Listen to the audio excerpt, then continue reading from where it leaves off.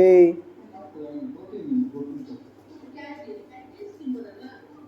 ಅಮ್ಮ ನಂಗೆ ಏನಾದ್ರು ಸ್ನ್ಯಾಕ್ಸ್ ಮಾಡ್ಕೊಳ್ಳೋ ಅರ್ಜೆಂಟಾಗಿ ಆಗುವಂಥದ್ದು ಫುಲ್ ಹೊಟ್ಟೆ ಹಸಿತೈತೆ. ಸರಿ ಮಗನೆ, ಆಯಿತು. 5 ನಿಮಿಷದಲ್ಲಿ ನಾನು ಶೇಂಗಾ ಮಸಾಲ ಮಾಡಿಕೊಡ್ತೀನಿ ಬಾ. ಇವಾಗ ಒಂದು ಬಟ್ಲಿಗೆ 1 ಕಪ್ ಆಗೋಷ್ಟು ನಾನು ಕಡಲೆ ಬೀಜನ ನೀಟಾಗಿ ಹುರ್ಕೊಂಡು ಒಂದು ಪ್ಲೇಟ್ಗೆ ಹಾಕಿ ನೀಟಾಗಿ ಸಿಪ್ಪೆ ತೆಕ್ಕೋಬೇಕು. ಮತ್ತು ಅದೇ ಬಾಣಲಿಗೆ ಸ್ವಲ್ಪ ಎಣ್ಣೆ ಹಾಕ್ಕೊಂಡು ಅದು ಸ್ವಲ್ಪ ಕಾಯಕ್ಕೆ ಬಿಡಬೇಕು. ನೋಡಿ, ಸಿಪ್ಪೆನೆಲ್ಲ ನೀಟಾಗಿ ತೆಗೆದು ಎತ್ತಿಕೊಂಡಿದ್ದೀನಿ ನಾನು ಇಲ್ಲಿ ಕಡಲೆ ಬೀಜನ.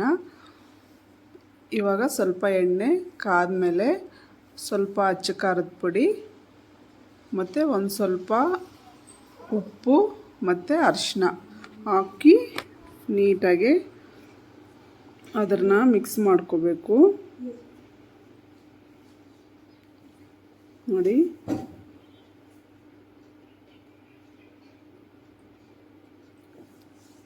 ಇದೆಲ್ಲ ನೀಟಾಗಿ ಮಿಕ್ಸ್ ಆದಮೇಲೆ ಇವಾಗ ನಾವು ಸಿಪ್ಪೆ ತೆಗೆದಿಟ್ಕೊಂಡಿದ್ವಲ್ವ ಕಡಲೆ ಬೀಜನ ಹಾಕಿ ನೀಟಾಗಿ ಅದರಲ್ಲಿ ರೋಸ್ಟ್ ಮಾಡಿ,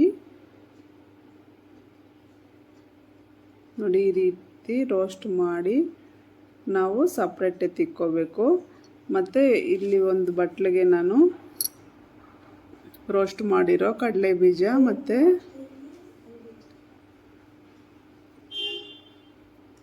ಒಂದು ಸ್ವಲ್ಪ ಸೌತೆಕಾಯಿ, ಒಂದು ಟೊಮೊಟೊನ ಕಟ್ ಮಾಡಿ ಹಾಕ್ಕೊಂಡಿದ್ದೀನಿ, ಒಂದು ಕ್ಯಾರೆಟ್ ತುರಿ ಹಾಕ್ಕೊಂಡಿದ್ದೀನಿ, ಮತ್ತು ಒಂದು ಈರುಳ್ಳಿ, ಸ್ವಲ್ಪ ಕೊತ್ತಂಬರಿ ಸೊಪ್ಪು, ಒಂದು ಹೋಳಾಗೋಷ್ಟು ನಿಂಬೆಹಣ್ಣಿನ ರಸ ಹಾಕ್ಕೊತಾ ಇದ್ದೀನಿ. ಹಾಕ್ಕೊಂಡು ನೀಟಾಗೆಲ್ಲ ಮಿಕ್ಸ್ ಮಾಡ್ಕೋಬೇಕು. ಉಪ್ಪು ಖಾರ ಏನು ಹಾಕ್ಬಾರ್ದು, ನಾವು ಕಡಲೆ ಬೀಜ ಹುರ್ಕೊಳ್ಳೋವಾಗ ಹಾಕಿದ್ದೀವಲ್ವ, ಹಂಗಾಗಿ ಇವಾಗೇನು ಹಾಕಂಗಿರಲ್ಲ. ಟೇಸ್ಟ್ ನೋಡಿಬಿಟ್ಟು ಬೇಕಂದರೆ ಹಾಕ್ಕೋಬೇಕು. Thank you for watching.